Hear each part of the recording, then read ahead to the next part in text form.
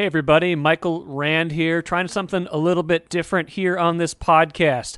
Talked to Velle E. Neal III and Jim Souhan, Star Tribune columnists, over the Thursday lunch hour today. Decided to make this into a bonus podcast special delivery, if you will. We might do these more as time goes on. I always had an idea that if there was major breaking news that came out right after a podcast was posted, I'd do another one. This isn't so much breaking news, but a breakdown and analysis of the Twins season. A lot of that reporting in Thursday's paper and on ThursdayStarTribune.com. So please do enjoy this special delivery episode.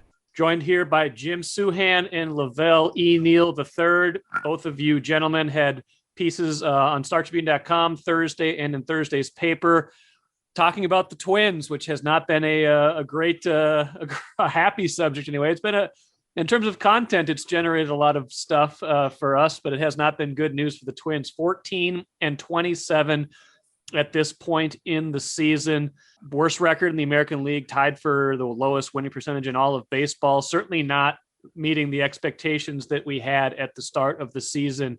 Jim, you wrote about let's kind of go through the subjects that have, that you guys did a lot of different subjects when you wrote about this. And, Jim, you dug in on Rocco Baldelli.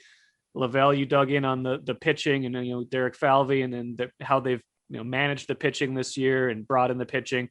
Let's start with you, Jim. Two columnists here, so a little bit of license to give some opinion as well. What do you, where do you put Rocco Baldelli in terms of the list of or the hierarchy of what's gone wrong this season, and where do you think he's not as much to blame, and where do you think he does shoulder some of the blame for what's happened so far?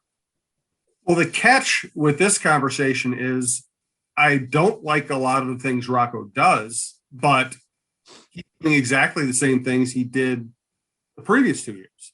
So while I think he's fair game in terms of, I would play my best position players every chance I got. And I would give them a rest if they were beat up physically or if they needed a mental health, kind of a day to work on mechanics. But I would play my best players much more than he does.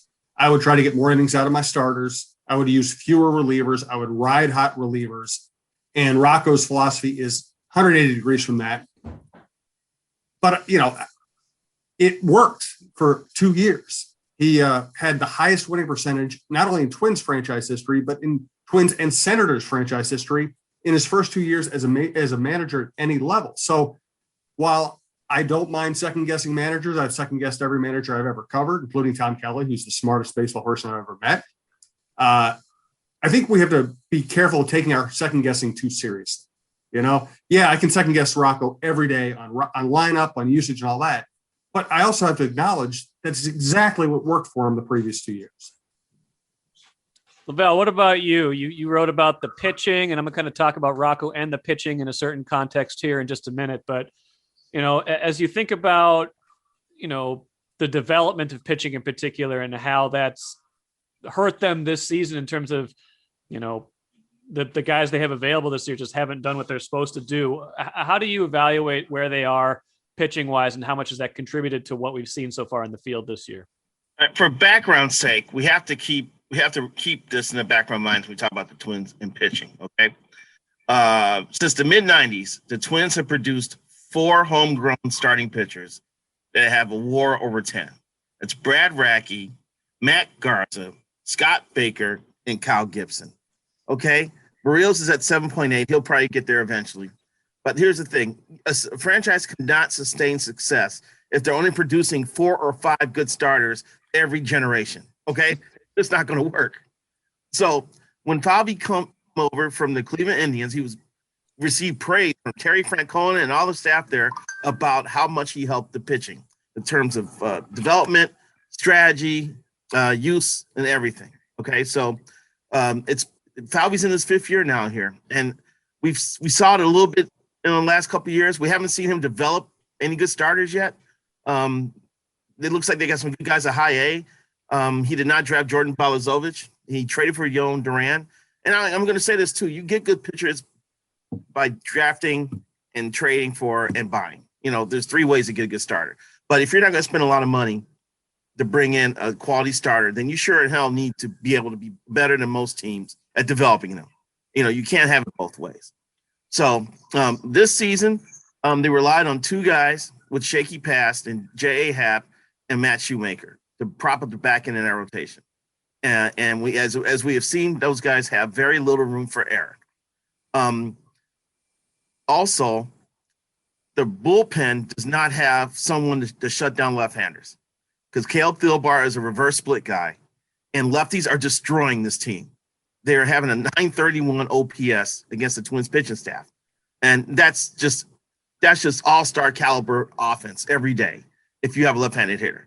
I mean, lefties on the DL and be like, please get me off the injured list now because I want to play. The Twins are coming to town. I got to get healthy so I can get out there and pad my stats. So it's a mess now. In terms of assembling the pitching staff this year and how it's been used, it's just been an unmitigated disaster.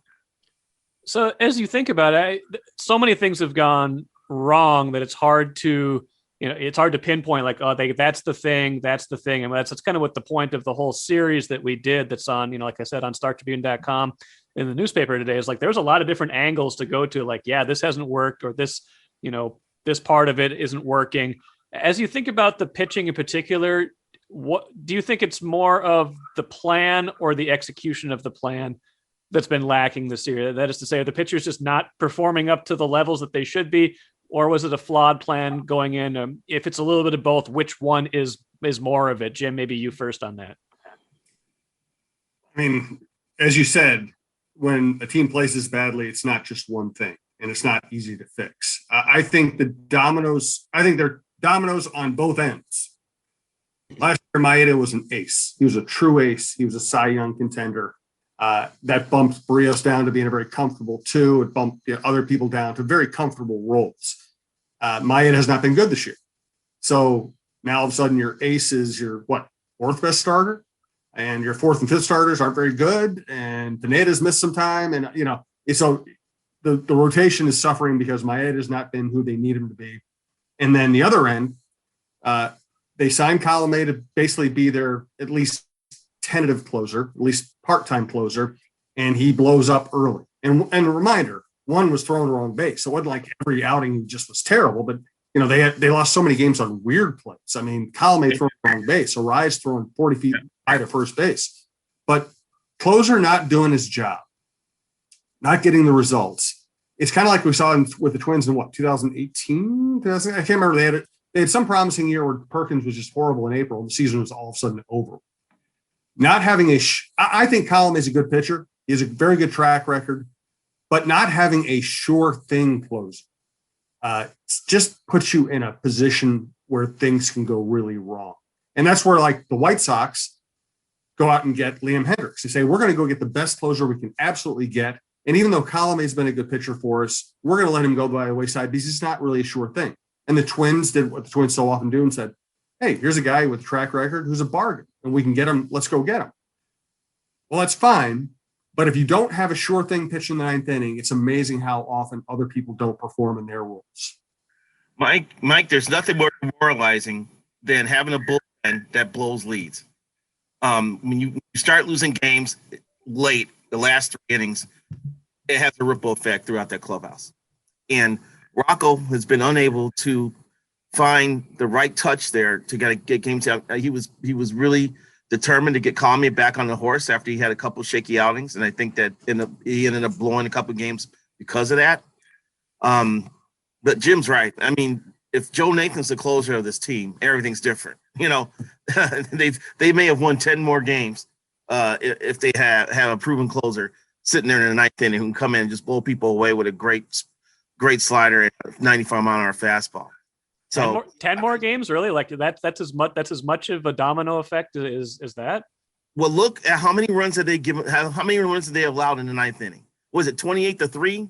It was 28-3 at one point. Yeah, I don't know what it is now, but that was the ninth inning and 10th inning. It was 28-3 at one point. Yeah, think about that. That's a lot. That's a bunch of games in that spot right there. But even if they're 5 games better, then they're like 19-22, and they're not panicked. They're not playing well, but they're panicked. Yeah. That's a good point. So I just think that the decisions made to assemble this pitching staff. The other thing too, you need in this day and age, the way starters are used, you need like 8 or 9 starters in terms of depth to get through a season. And now after the starting five, they really don't have much depth. You got Lewis Thorpe and Randy Dobnak. And then the two kids that they're trying to cultivate aren't ready yet. So they put themselves in the box here, I think, from the get-go. One of the most amazing stats that I saw in the package was actually our colleague Phil Miller. The fact that their bullpen has allowed 70% of inherited runners to score. And I read that and I was like, that's got to be a misprint. I was getting ready to call in an error. I was like, no. Hey, we got to fix this. And I was like, no, that's right. Like nobody else in the majors is worse than 50%. And this was a number they were pretty good at last year, right? It was more like 29%. They were like top 10 in the league. Is that, again, it's one of those things where it's hard to identify what the real problem is. Is that guys aren't doing their jobs, or is it guys are being put in their roles that they're not able to do their jobs in because they don't have enough of these good guys, or Rocco's not deploying them correctly? Duffy, they needed Duffy to be good. He has not been good this year. Right. He was good last year. They needed Robles or Colomé to handle the closer's role. We haven't seen that happen. They needed Rogers to be exceptional. He's their one matchup lefty. He's the one guy you can throw out there and say, okay, I'm going to give him the 7th and the 8th. He's the one guy who can really be a shutdown guy on the staff. Nobody's performed all that well. Not having a closer really put a lot of stress on that. Let me go really big picture here. We watched them play great in 2019. We watched them kind of continue that for the most part last year, although it was a different product. They didn't hit all the home runs. They just found other ways to win. But I look at this, I think 2019, we all seized on that and said, this team could be great. This team could be a World Series champion. This team could, and you go through the roster. How many players on this team have had more than one really good season as a Minnesota Twin? Yeah, it's a good point. I mean, you start to wonder what's the outlier and what's the expectation. Exactly. I would say that the only player on this roster who's had 2 exceptional seasons in a Minnesota Twins uniform is Nelson Cruz, and he's 42. No. Everybody else said that 1 year they got you excited. Buxton hasn't had a complete year. Donaldson hasn't had a complete year. Polanco had 1 year. Barrios had 1 year. Maeda had 1 year. Rogers had 1 year. Duffy had 1 year. Kepler had 1 year. You look at Kepler's stats. He had 1 year that got us really excited. He's been really a below average offensive player. So sometimes I wonder, maybe Rocco is a magician for getting this group to win 101 games within the year, and maybe this team isn't that good. Well, now you're getting at the whole core thing. The core, the people expected that are going to carry this team, to years of success. Polanco, Kepler, Buxton, Sano, Garver to that extent, and actually Garver one good year. Yeah, that core has not performed up to what was expected or projected of them. So you're exactly right about that. Mike, getting back to the whole inherited runner scoring thing too, a couple things at play. And it's just my quibble as a baseball viewer is that, and Rocco has done it multiple times this year, bases get loaded, he brings in a reliever. And I'm like, the starter may have to deserve to try to get out of his own mess. So now these relievers are coming in with the bases loaded and having them be perfect. I remember the grand slam that Akla gave up to Matt Chapman of the Oakland A's. A pitch off, it was in and off the plate, but Chapman was looking for it and pounded it for a grand slam. There's been 2 other games, Colomé's been on the mound for both of them, in which teams loaded the bases and scored runs without a hit, which is just nutty. So they've been put in bad situations, yes. They've created bad situations, yes, but they haven't been able to perform in either scenario. And they don't have, other than maybe Robles when he's on, they don't have blow you away stuff. So and that's an interesting difference. I mean, Rocco does a lot of things TK did in terms of leaving resting players, using the bench, all that. I always remember one thing that TK and Gardy always talked about was whenever possible, give your reliever a clean slate, because what if it's just human nature. It's just the nature of athletics. You come in, you're pitching off a different mound, and you got to you have to get that first guy out, or 2 runs are going to score. That's a tough assignment. I agree. I would, like I said, if I'm Rocco, a couple times I would walked out with the bases loaded and said, "You created this mess. You get out of it. All right. You're going to learn how to problem solve right here, and instead of having to bring a reliever into a tough situation." I'd love to hear Rocco say that. Does not sound like Rocco's tone or messaging, which, again, his kind of big picture, his don't panic attitude served them well in 2019 and again in a weird year in 2020. That even keel certainly served them well. I don't know if that's serving them well right now. They might need a little bit more urgency. We have a comment from a Twitter. General Soreness is the Twitter handle. A nice callback to Jimmy Butler in the injury report a few years ago, saying, at what point does Falvey emerge from the bunker and acknowledge what's going on with this team? I guess that's getting to the question of accountability. And I think we did see Thad Levine take some questions fairly recently, but that does, it was around this time 5 years ago that Jim Pohlad emerged and gave Chip Scoggins the famous total system failure quote. When do you think there needs to be more, I guess, do we need to hear more from the very top of the food chain than we've heard so far? Okay, let me give you a little inside dope on that one, because I was talking to someone yesterday. Please do. And the talk that's going on with the front office right now is that if you're playing blackjack and you've got a system down and it's been successful, are you just in a run where it's not working and it's going to level out and get better eventually, or do you really have to change your approach?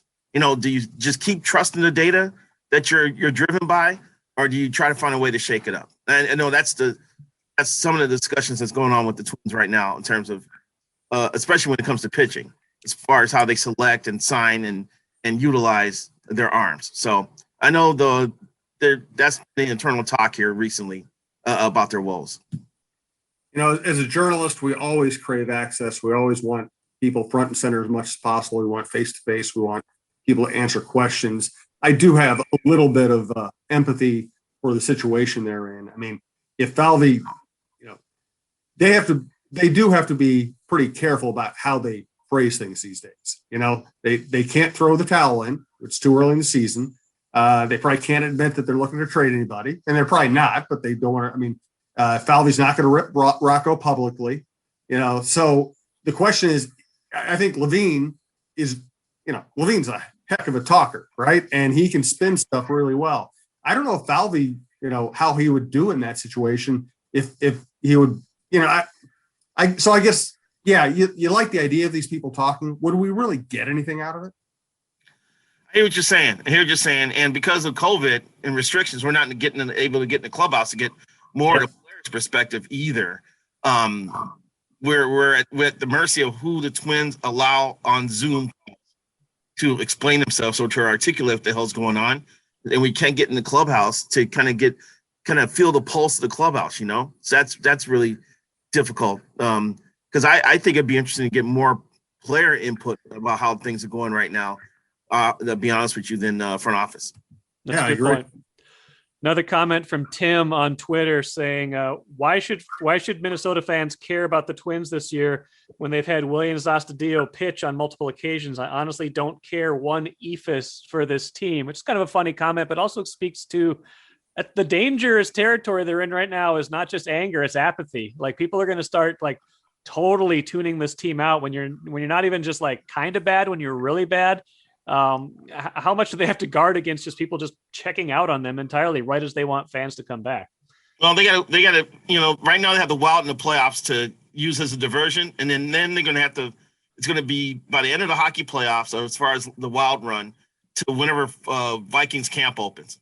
So they've got that stretch there to try to change people's minds.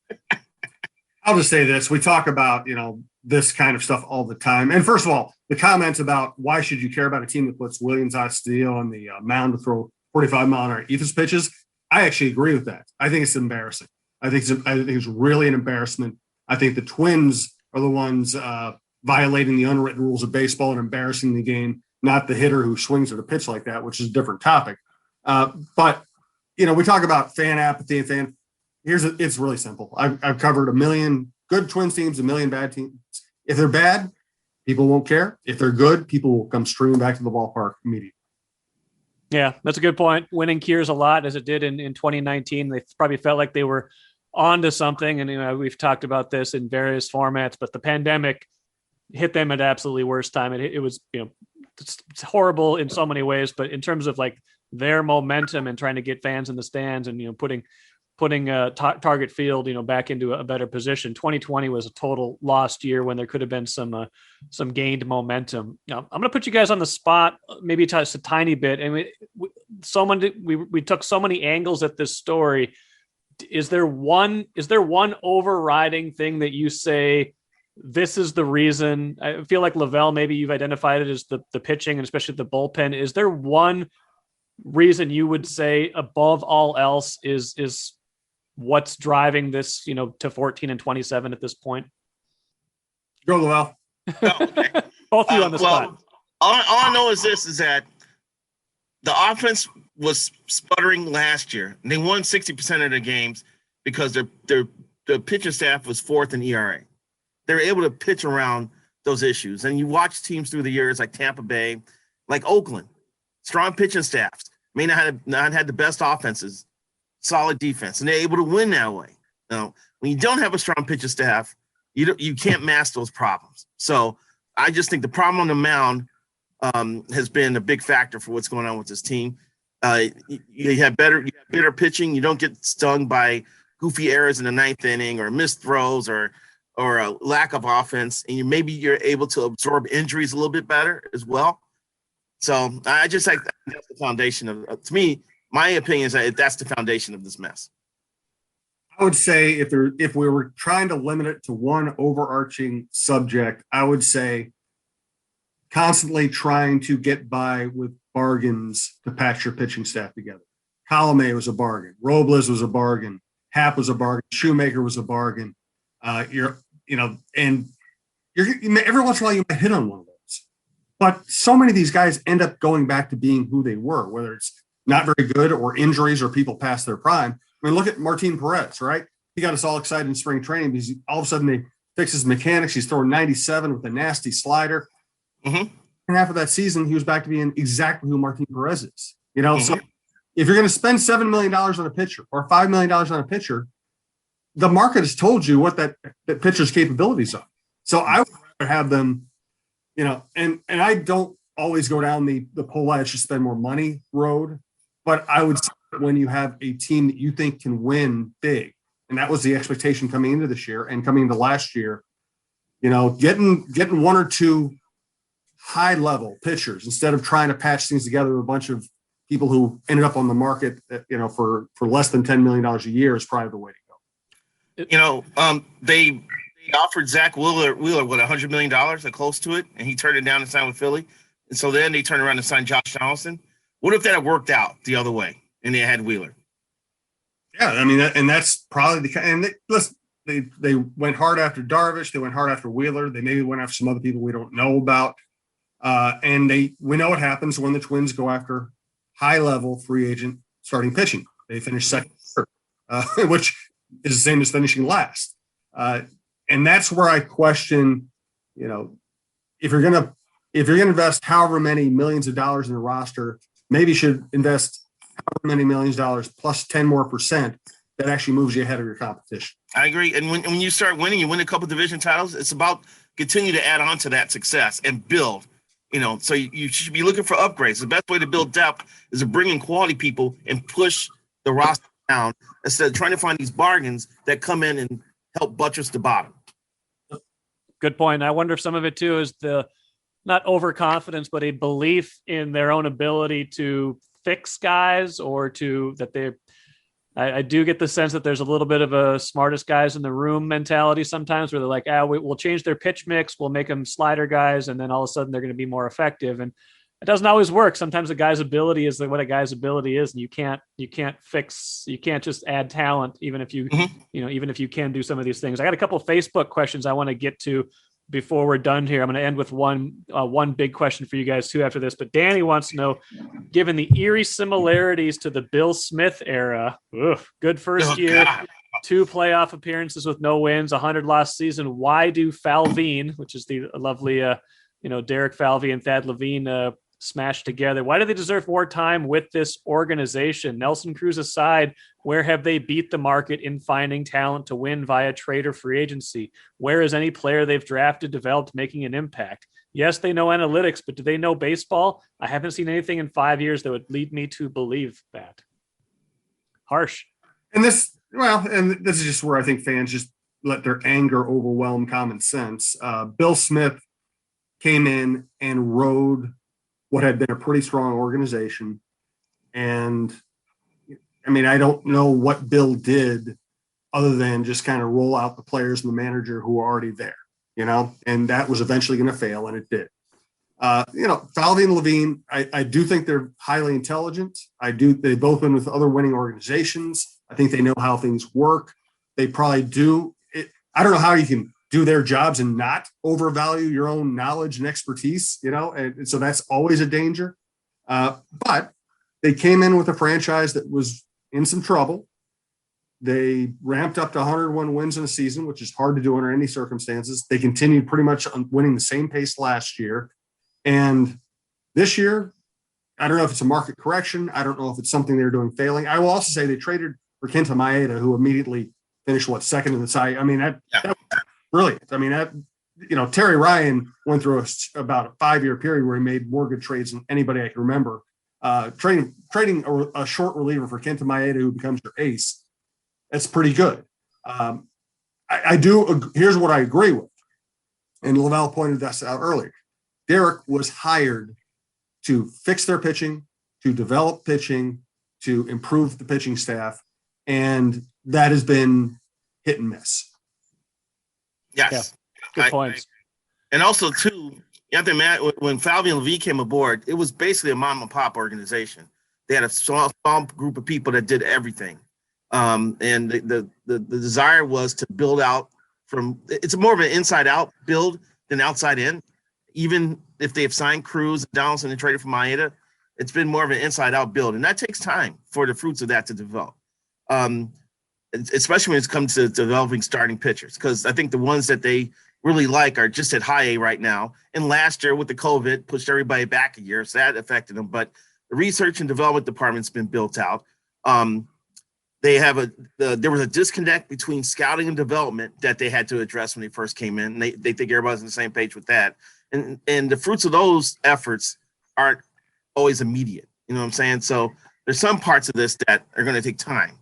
But I just wish when you see an opportunity to go for a championship, you've got to keep bringing quality talent and convince Jim Pohlad, who has spent millions of dollars building up research and development and hiring people and hiring fancy trainers and medical specialists. He has spent money to tell them that, hey, this guy's worth $25 million a year because he's going to anchor our pitching staff.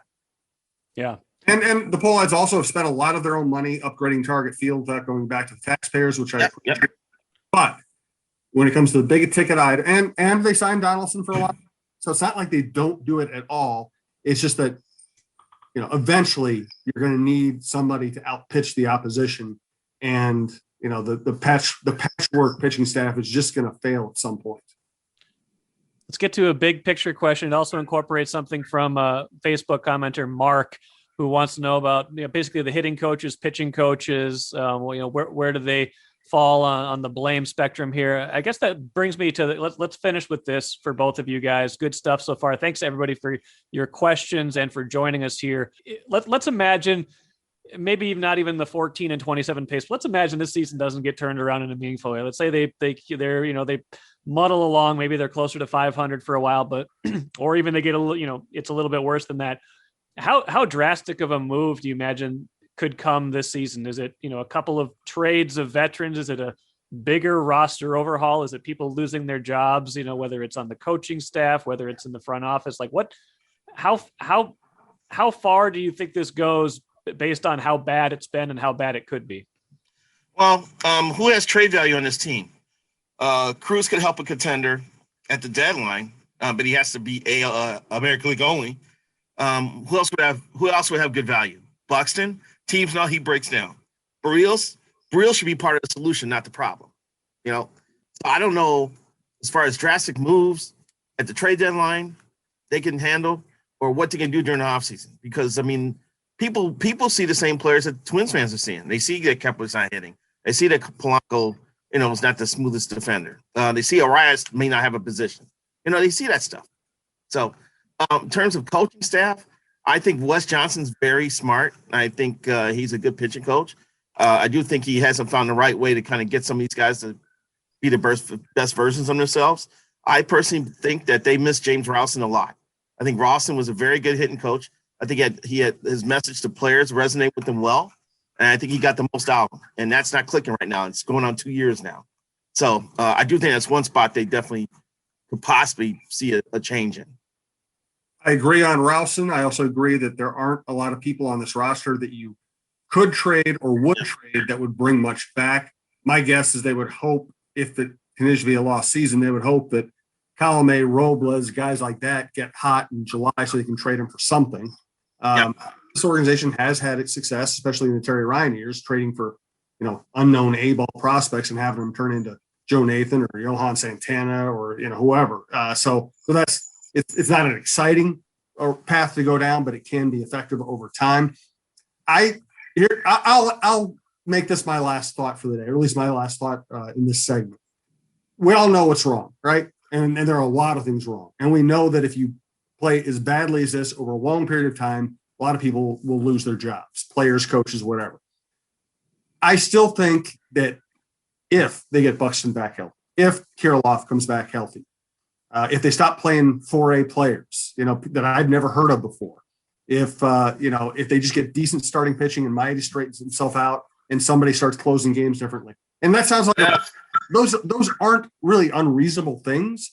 If they kind of piece something together and just start edging back toward 500, they could still contend. I mean, there are 2 wild card spots to chase here.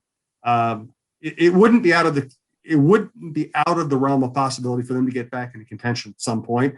And until they're really out of it, a lot of these questions are kind of moot. You don't think Rocco's job is in play at this point? I know that's what you wrote, but that doesn't seem like it's a real thing at this point, despite the Fire Rocco crowd. His record is 151 and 112. He has one of the best records in the American, even after this horrific start, he has one of the best records in the American League since he got the job.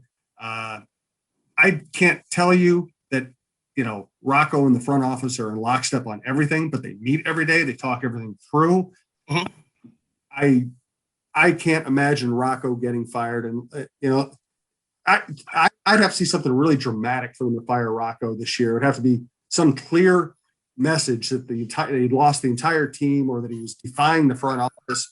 I don't see them reacting by firing Rocco.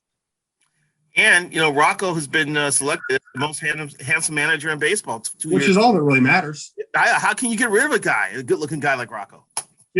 Actually, people thinking Rocco is good-looking is a really good sign for me. You could have the same hairline. Same hairline. Of course, I'm 85 years older than he is, so maybe that doesn't work out.